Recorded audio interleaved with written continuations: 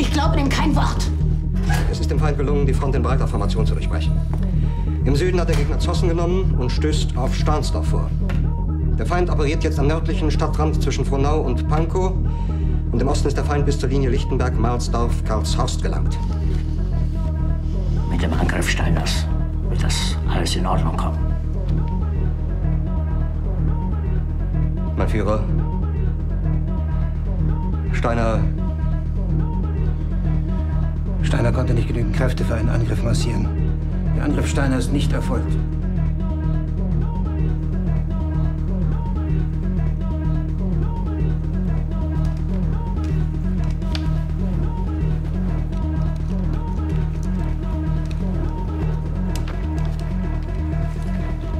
Es bleiben im Raum Keitel, Jodl, Krebs und Butter.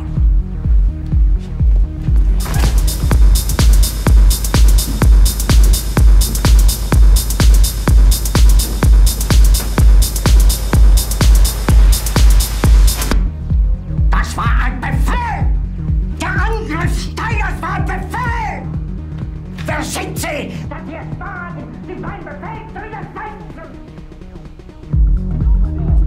Das also das Militär hat mich belogen! Jeder hat mich belogen, sogar die SS!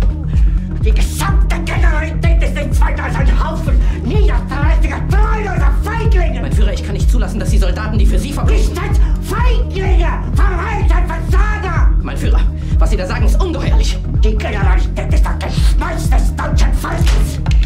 Sie ist ohne Ehre! Sie nennen sich Generale, weil Sie Jahre auf Militärakademien zugebracht haben, nur um zu lernen, wie man Messer und Gabel hält! Jahrelang hat das Militär meine Aktionen nur behindert! Es hat mir jeden nur erschwinglichen Widerstand in den Weg gelegt! Ich hätte gut daran getan, von Jahren alle höheren Offiziere liquidieren zu lassen, wie Stalin!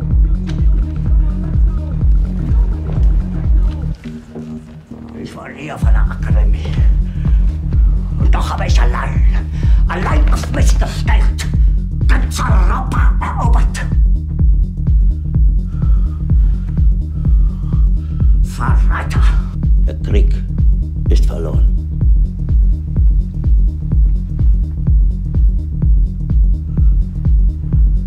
Aber wenn Sie, meine Herren, glauben, dass ich deswegen Berlin verlasse, irren Sie sich gewaltig. Eher jage ich mir eine Kugel durch den Kopf.